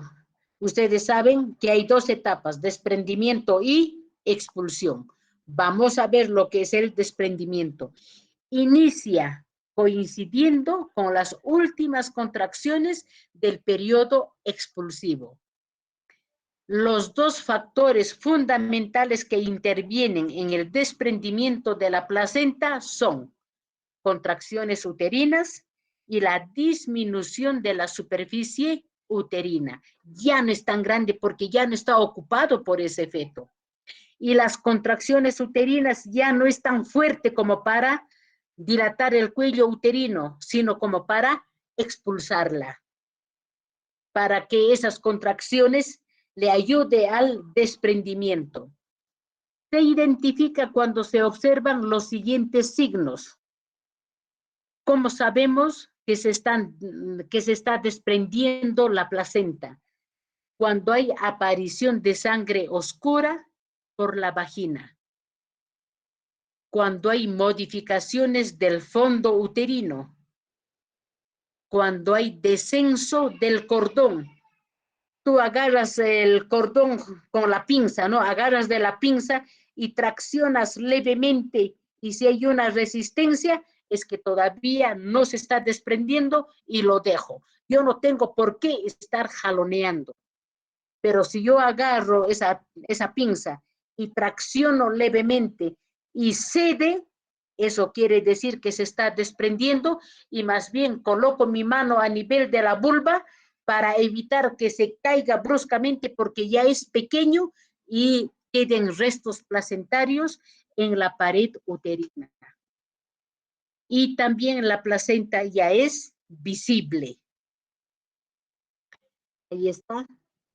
Se comprueba que la placenta está desprendida. Tú jalas, aquí está el cordón umbilical, jalas de la pinza y así vamos a saber. Si hay resistencia es que no se está desprendiendo todavía y si no hay resistencia es que ya empezó. Cuando está desprendida, dice, se tracciona suavemente. Y cuando eso sucede, nosotros vamos a colocar nuestra mano a nivel de la vulva. Métodos para el manejo del tercer periodo. Ahí tenemos el manejo fisiológico y el manejo activo. En el manejo fisiológico no se utilizan oxitóxicos porque con la contracción uterina automáticamente, fisiológicamente, está produciendo las oxitocinas que están ayudando a la expulsión. Se expulsa la placenta por gravedad y el esfuerzo materno. Cuando hay esa contracción, a la madre tenemos que orientarle. ¿Para qué? En este caso, para que no puje, que nos avise y que no puje. Porque si porque si puja de manera explosiva va a salir con fuerza y en ese momento va a ser posible que queden restos placentarios y nuestra paciente va a necesitar una limpieza. Se pinza el cordón después de la expulsión de la placenta. Manejo activo, se administra oxitóxicos. ¿Por qué? Porque ha desaparecido las contracciones uterinas. Y esto hay que tener en cuenta con las gran multíparas, porque puede entrar en atonía y un sangrado masivo que puede ser causal de muerte. Obviamente ya está pinzado el cordón, se expulsa la placenta por tracción controlada del cordón. O sea, cuando tú estás jalando levemente o de repente introduces la mano y ayudas, tracción controlada del cordón, con contracciones sobre el fondo uterino. Se maneja el fondo. La idea es que de manera fisiológica se expulse la placenta. Ahí están observando ustedes, esta es la placenta. Cuando ya nosotros sabemos que al jalar se dio el cordón umbilical, entonces colocamos nuestra mano como estamos observando acá. Colocamos la mano y con la otra está sosteniendo, nuestra otra mano está sosteniendo el cordón umbilical que está pinzado. Y aquí ya dejamos caer completamente. Y cuando esto sucede, nosotros con las dos manos, como estamos viendo acá, vamos a recibir y vamos a girar. ¿Para qué? Para que todos los restos inclusive salgan. No esperar que salga completamente, sino cuando esté a nivel de la vulva, nosotros coger y ahí girar suavemente como están viendo acá. Y eso es la maniobra de Dublin, ¿no? O maniobra de Jacob también se conoce porque la escuela es Dublin y la maniobra es de Jacob. Entonces se gira de esta forma para arrasar, digamos así, o favorecer el desprendimiento de las pequeñas partículas de los anexos de la placenta y se adhieran para que salga todo en conjunto. Maniobra de Dublin, torsión continua de la placenta girando las membranas sobre su eje para evitar retención de membranas y desgarros de estas. Maniobra de Credé, presionar la pared abdominal con el pulgar sobre la superficie anterior del fondo del útero y con la palma de las manos sobre la superficie posterior, aplicando la presión hacia la abertura vaginal. ¿Y eso cuándo? Cuando se dificulta en poder salir la placenta. Yo tuve un caso también justamente en el alumbramiento, en el periodo de alumbramiento, y tuve que referir al hospital. Yo atendí por mi casa a muchos partos y tengo esas experiencias. Desde que tuve este problema de que no hubo retención placentaria, ni siquiera de membrana, sino de toda la placenta, y ahí vi cuánta sangre se pierde. Inmediatamente tomé taxi y con el esposo lo mandé al hospital, y felizmente estaba una amiga en el hospital y ella lo recibió. Desde ese día dejé hasta hoy atender parto en domicilio. No es cosa tan fácil, hay que tener mucho cuidado, chicos. Ya les he contado de la ampolla del Metergin también. Entonces hay que tener siempre en cuenta todo lo que se les ha informado. Un consejo, aunque sea de un conejo, hay que tomarla en cuenta para que cuando llegado ese momento ustedes sepan qué hacer. Maniobra de Freund. Se realiza masaje suprapúbico para facilitar y acelerar el desprendimiento, descenso o expulsión de la placenta cuando se demora. Pero si nuestro establecimiento de salud es distante, no pierdan tiempo con estas cosas, por favor. Acá se puede hacer, por ejemplo, licenciados, ¿en qué sitios? Belén se puede hacer. ¿Por qué? Porque cuentan con personal obstétrico, hay médico, pero en los establecimientos de salud donde ustedes van a encontrarse, no va a haber ni obstetriz, no va a haber ni médico. ¿Y quién les va a ayudar a solucionar? Yo tuve una gran suerte porque no vivo muy lejos del hospital y le envié inmediatamente. Imagínense que hubiera sido en otro lugar. De repente hasta hubiera perdido mi título, me hubieran quitado el título. ¿Por qué? Porque yo no estaba preparada para atender esos partos. Mi perfil no me permite. Entonces, hay que tener mucho cuidado con las cosas que nosotros decidimos hacer. Decidimos, y como tal tenemos que asumir las consecuencias inclusive. Extracción manual de la placenta. Y esto generalmente sucede en el campo. No sale la placenta. Entonces, miren, aquí está la mano enguantada, hasta donde van los guantes, y se introduce la mano y muy lentamente se saca, se desprende del fondo uterino esta placenta. Pero esta puede tener muchas consecuencias también. Para hacer esa extracción manual, generalmente utilizan anestesia general. ¿No? Se desprende la placenta y luego se tracciona vía vaginal. Revisión de la cavidad, ¿no es cierto?, de la cavidad, administración de la oxitocina, y obviamente tenemos que tener en cuenta todos los tratamientos profilácticos luego, ¿no? Indicación más de 3, cuando ya nuestra paciente, el alumbramiento, el periodo de alumbramiento se pasó del límite, más de 30 minutos desde la exposición del feto, o ustedes observan hemorragia masiva. Si están tan distantes, pueden hacer esa maniobra. Luego le ponen cubos de hielo encima, no del fondo del útero, a ese nivel le ponen cubos de hielo, le ponen tapón por vía vaginal en la vagina, pero el tapón no van a poner pues con torundas de algodón, con torundas de gasita, sino con apósitos.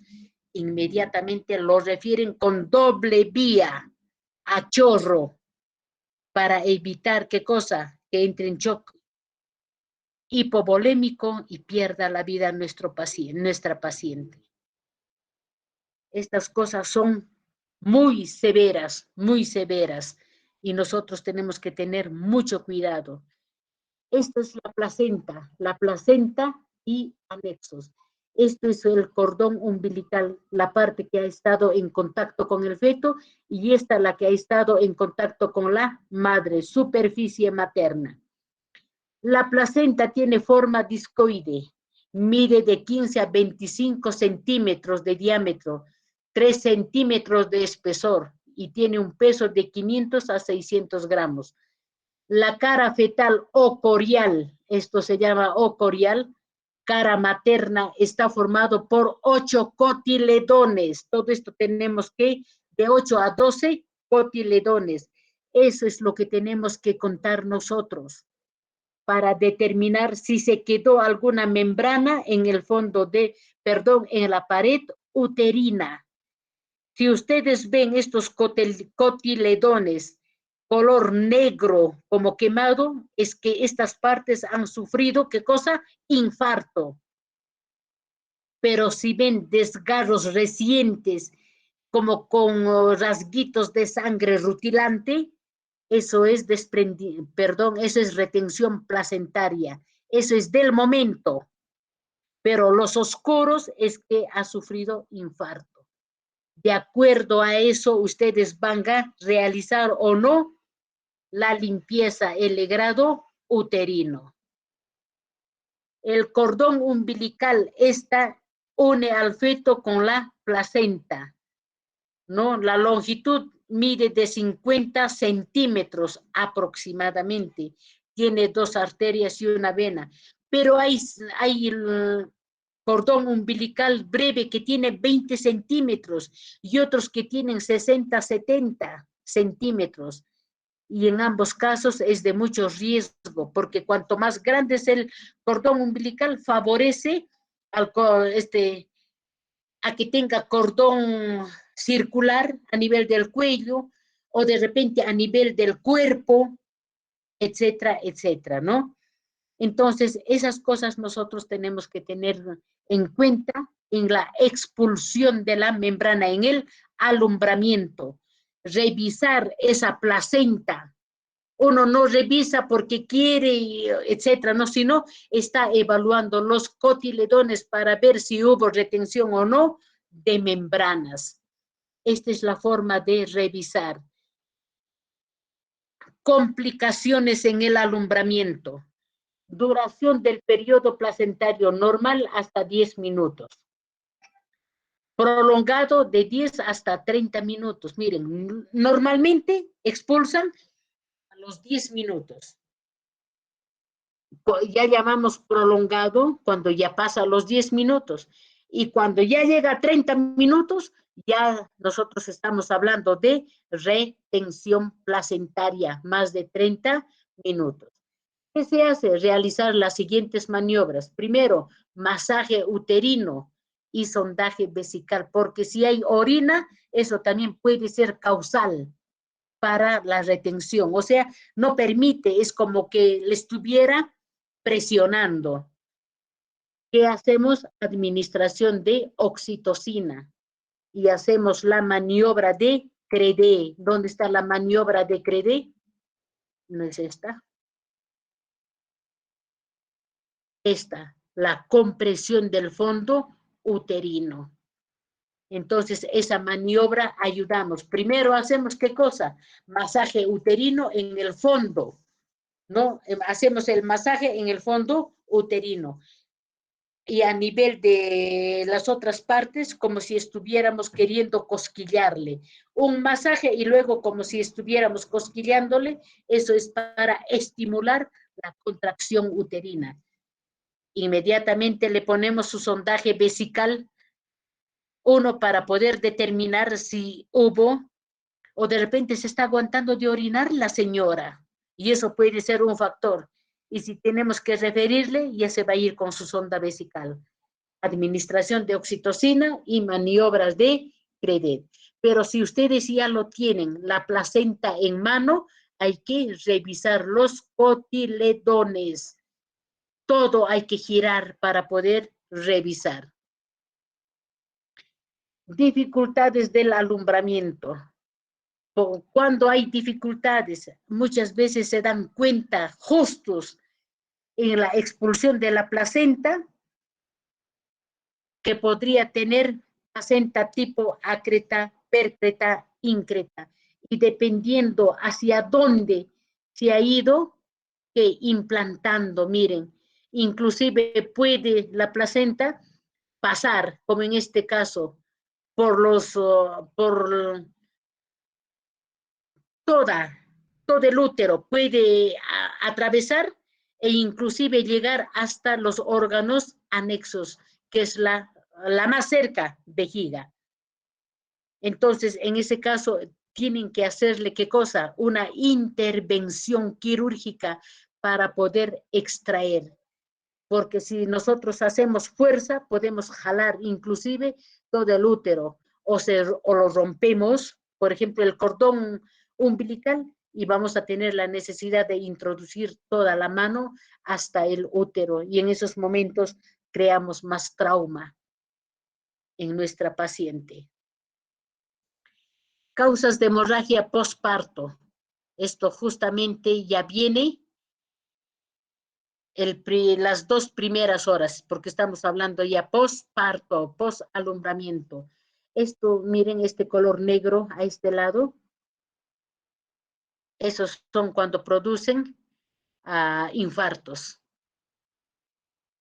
Hay que tener en cuenta las 4 T's: el tono, tejido, trauma y trombina. Las 4 T's. Causas de hemorragia postparto. Complicación rara pero peligrosa del embarazo por adherencia anormal de una parte de la placenta a la pared uterina. Ausencia parcial o completa de la decidua basal, de la capa esponjosa, y decidua verdadera defectuosa con vellosidades coriónicas que se incluyen en el miometrio. Y todo esto generalmente causa la hemorragia que podría causar la muerte de la madre. Complicaciones en el alumbramiento, tipos de acretismo placentario. Placenta acreta se presenta en el 80%. Dice, está insertada al miometrio sin invadirlo, pero está, miren, pero está ya insertada al miometrio. Eso es la acreta. La increta, la placenta increta, en un 15%, las vellosidades invaden al miometrio, ya está más adentro. Así como hemos visto acá, miren, de increta.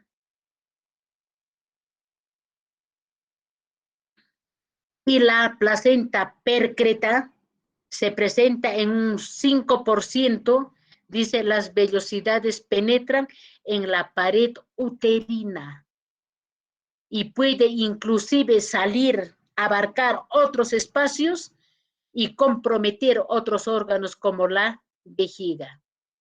Aquí mejor, ahí estamos observando. Esta es la acreta que va hasta el miometrio, invade el miometrio. La increta ya está más profundo, ¿no? Ya las vellosidades ya invadieron al miometrio. En la acreta está insertada ligeramente al miometrio, pero en la percreta invadió, salió y puede comprometer otros órganos. Díganme, en estos casos, ¿cómo podría desprenderse la placenta con facilidad? ¿Y cómo vamos a determinar nosotros? No sabemos. Y de uno de estos casos pueden tener ustedes la ingrata suerte, ingrata, pero suerte también porque de esto aprenderían muchísimo. Por eso es importante que tengan cuidado y no estén jalando del cordón umbilical para que pueda desprenderse.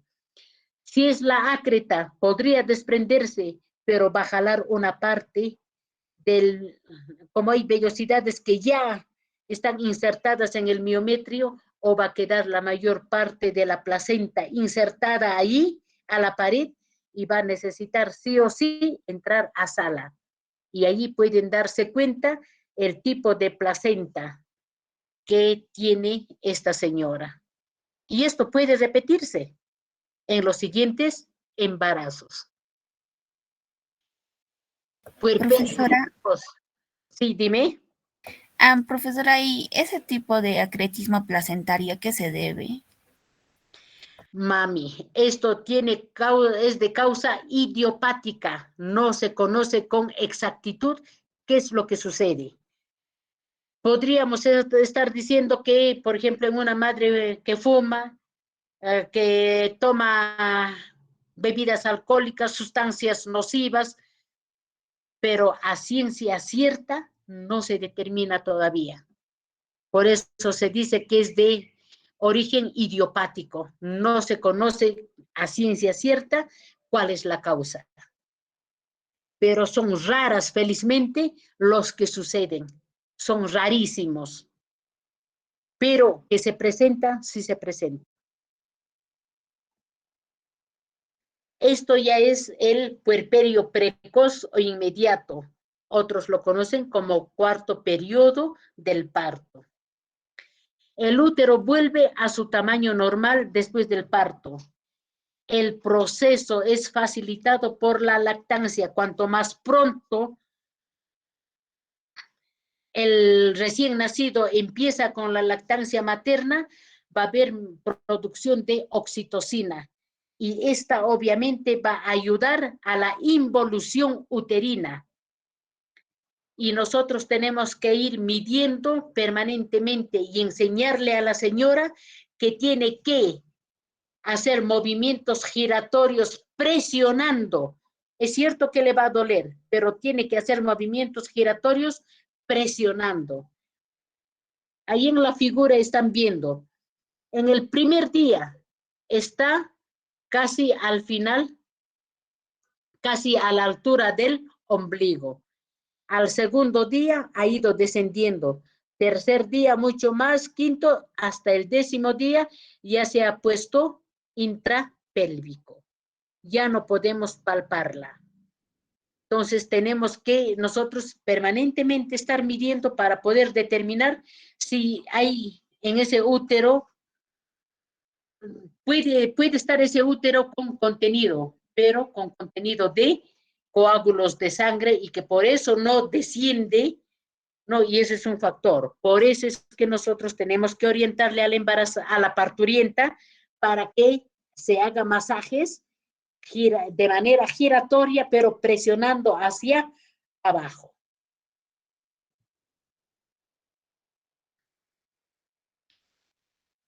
Los factores que impiden la involución uterina. Hablemos de la atonía uterino. Es la incapacidad del útero para contraerse y mantener la contracción durante el puerperio inmediato, ocasionando pérdida continua de sangre, hemorragia. Pueden intervenir diversos factores predisponentes, como cuáles: excesivo tamaño uterino por macrosomía fetal, por embarazo múltiple, polihidramnios y tumores. Todos estos pueden ser factores causales para la involución uterina. Trabajo de parto prolongado, más de 12 horas en primigesta y 8 horas en multípara. Uso inadecuado de oxitóxicos. Esto tenemos que tener en cuenta. No podemos usar de manera indiscriminada.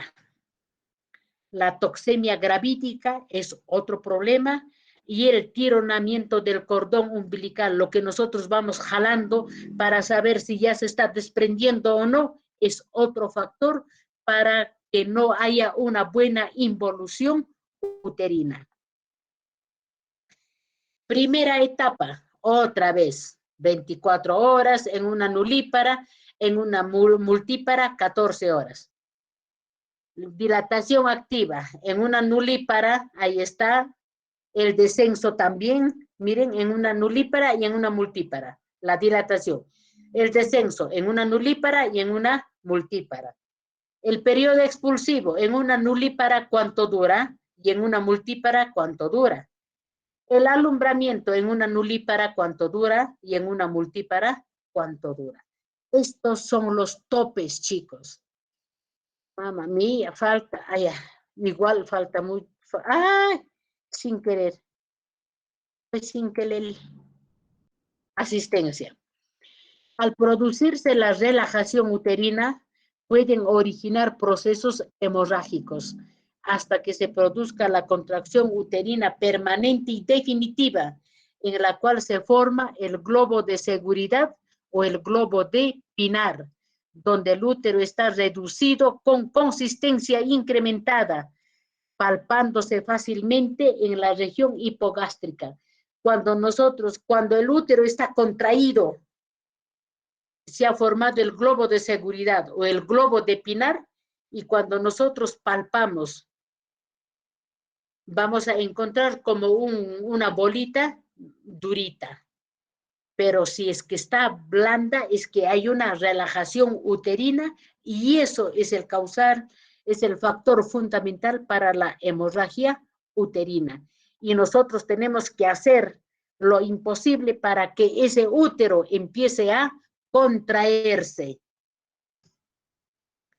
Semántica asistencial: evitar la hipotonía uterina, mantener venoclisis con perfusión de oxitóxicos, administrar, en aquel entonces se administraba Metergin, ahora no me recuerdo cómo se llama, Ergotrate creo, intramuscular y o endovenoso. La hipotonía uterina, los mecanismos de la hemostasia de la herida placentaria dependen de la contracción miometral, o sea, se produce el miotaponamiento, lográndose una eficaz hemostasia. Por eso es el periodo puerperio inmediato, puerperio precoz o periodo de hemostasia. Ajá. La carencia de contracciones uterinas posparto pueden causar la hipotonía o atonía. La hipotonía es la disminución de las contracciones y la atonía ya es la ausencia. Esta es la más grave. La hipotonía y atonía uterina podría causar hemorragia obstétrica que puede ser letal. Recordar que el flujo uterino por el espacio intervelloso supera los 600 centímetros cúbicos por minuto. Y muchas veces nosotros no valoramos esas cosas. Y peor si la atención es en domicilio. Te ponen pellejo, frazada, y nosotros tenemos que ponerle encima un plástico recientemente comprado para poder calcular. La ropa que nosotros le ponemos tenemos que pesarla antes para luego pesar así húmedo y determinar la cantidad de sangre que está perdiendo la paciente. En un parto normal se pierde de 500 a 600 centímetros cúbicos. Pasado esa, es que podríamos decir que tuvo hemorragia. Factores etiológicos más frecuentes. Inevitables. Hay algo que nosotros no podemos hacer nada. Inevitable. Hiperdistensión uterina. Como en antes ya dijimos, fetos macrosómicos, gestaciones gemelares, polihidramnios, tumores, ¿no?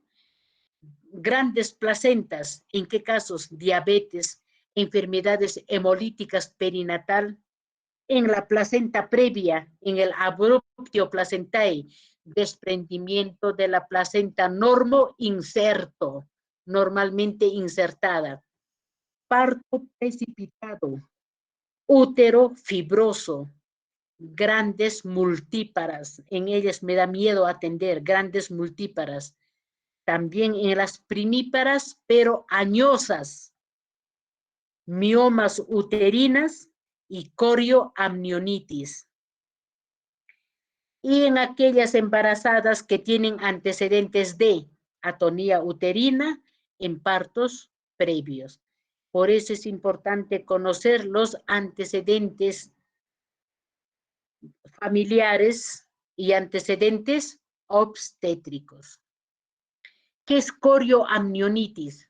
Es la inflamación aguda de la membrana, de las membranas placentarias, amnios y corium, de origen infeccioso, que se acompaña de la infección del contenido amniótico, feto, cordón y líquido amniótico. Es causa importante de morbilidad materna y fetal, incluyendo el parto prematuro y la sepsis neonatal. Factores etiológicos más frecuentes, esto sí podemos evitar. Incorrecta asistencia en el alumbramiento. Impedimento mecánico a la contracción, restos placentarios o membranas, vejiga muy repleta de orina. Eso, ¿podemos evitarla? Sí. Partos traumáticos, prolongados, con agotamiento de la gestante. Iatrogenias, uso de anestésicos generales como los halógenos. Esto ya prácticamente escapa de nuestra competencia, ¿no? Pero muchas veces somos partícipe. Y el abuso de oxitóxicos. Muchas veces los oxitóxicos pueden acelerar las contracciones. Y cuanto más acelerada, inclusive pueden reventar el útero. Tanta contracción puede explotar el útero. Y en otros casos, lo cierra el cuello uterino y evita la expulsión. Por eso no es bueno usar de manera indiscriminada los oxitóxicos. El miometrio mal perfundido, ejemplo, por una hipotensión. Falta de prevención del periodo de inercia uterina. Todas esas cosas son evitables, fundamentalmente cuando atendamos en domicilio. Y si atendemos en domicilio, hay que hacerlo con toda responsabilidad, contando con todo lo necesario. Hay mucha gente que va a venir donde usted dice, les va a decir, doctor, doctora, por favor, quiero que le atienda en mi casa. Tenemos condiciones, hay esto, ustedes tienen que ir a evaluarla. De repente, para complacerle, podrían ir a evaluar, pero luego decirle que no reúne las condiciones sanitarias. Yo atendí embarazos igual, así como están viendo, con soga, el esposo le cargaba, ahí abajo está su frazada, ella está sentada sobre adobe, con frazadas, con pellejos. Yo llegué a atender así. Pero todo eso implica riesgo y mucha responsabilidad. Yo hacía penitencia antes de ir a atender, porque todo me salga bien. Ahora sí, chicos, hemos terminado con ambas clases. Por favor, si hubiera alguna pregunta, lo pueden hacer. ¿Sí, Flaquita? Debido a lo que menciona usted que una complicación puede ser una hemorragia, entonces podemos inferir que en toda sala de parto se tiene disponible unidades de sangre. No te entiendo, mami. No, o sea, no escuché muy bien. Ya. Miss, como hay un alto riesgo de que en el parto se complique, ¿no?, con una hemorragia, entonces en toda sala de parto hay unidades de sangre para transfusión en caso de que suceda eso. No en todas, porque no tienen el banco de sangre y la cámara frigorífica adecuada como para la conservación. Eso lo tienen en los hospitales en salud existe, ningún centro de salud tiene. Por eso es que se refiere, cuando hay hemorragias, se canaliza doble vía, se hace lo que les dije, cubos de hielo sobre el abdomen, taponamiento vaginal con apósitos, y se les refiere de inmediato, si hay helicóptero, con helicóptero. Ya, profesora, y otra pregunta más. Debido al arrastre por la salida del tapón mucoso, por la expulsión del feto, el arrastre de la placenta y todo, entonces hay una alteración del pH vaginal, ¿cierto? En todo ese proceso, obviamente, desde el mismo embarazo, ya es más alcalina, desde el mismo embarazo. Por eso tiene mayor factor de riesgo para para las infecciones. Mí es que yo había leído que más bien en el embarazo se vuelve más ácida con todo ese proceso del parto se altera, entonces hay un mayor riesgo ahí de que el cuerpo en esas primeras horas, digamos, que pueda contraer alguna infección. ¿Hay algún antibiótico de profilaxis, Miss, o nada más es así para...? Después del parto, dependiendo dónde ha sido atendida, le pueden dar un antibiótico, pero tiene que ser por prescripción médica, por la lactancia. Como el parto es fisiológico, entonces no siempre está recomendado no está recomendado el uso de antibióticos, salvo las circunstancias, por ejemplo, que haya nacido en el carro, en el transporte, etcétera. Entonces, para poder prevenir alguna infección es donde pueden darle. Y como siempre, ¿cómo se llama estos medicamentos? Inclusive antes nosotros no dábamos, pero ahora la ceftriaxona están administrando inclusive a embarazadas.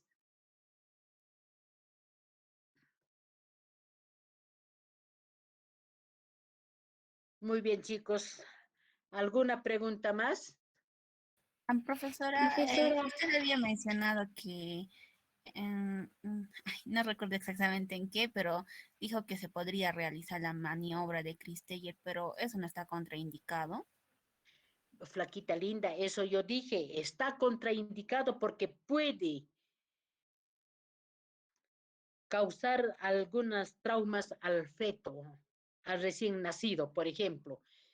Pero a veces te ves obligada a hacer esas cosas, a perder ambas vidas. Hay una necesidad, a veces lo haces por querer salvar. Si aquí en el mismo establecimiento, por ejemplo, aquí en Licenciados, en Mollepata, están haciendo las maniobras de Cristel. Está contraindicado, sí es cierto, pero si amerita la situación, es apremiante, ahí es, no. Lo utilizan, se utiliza la maniobra de Cristel. Ese está contraindicado, ya no se debe utilizar, pero llegado el momento lo utilizan. Ahorita hay un recién nacido justamente después de haber utilizado la maniobra de Cristel, está en UCI en el hospital. No sé qué problema tiene ese recién nacido.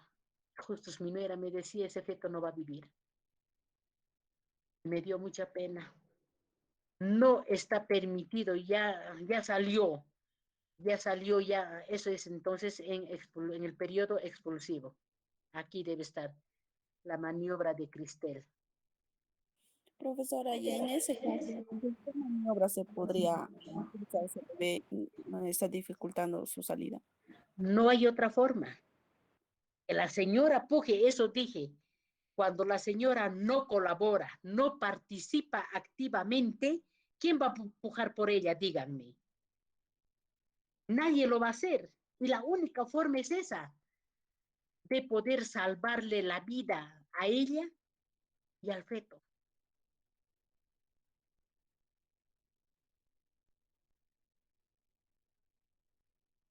Profesora, en mi caso, al dar a luz a mi hija me han hecho la maniobra porque no había ido a las sesiones de psicoprofilaxis Psicoprofilaxis. y no sabía cómo pujar. En ese entonces yo era menor de edad porque tuve temprana a mi hija. Ujú. Y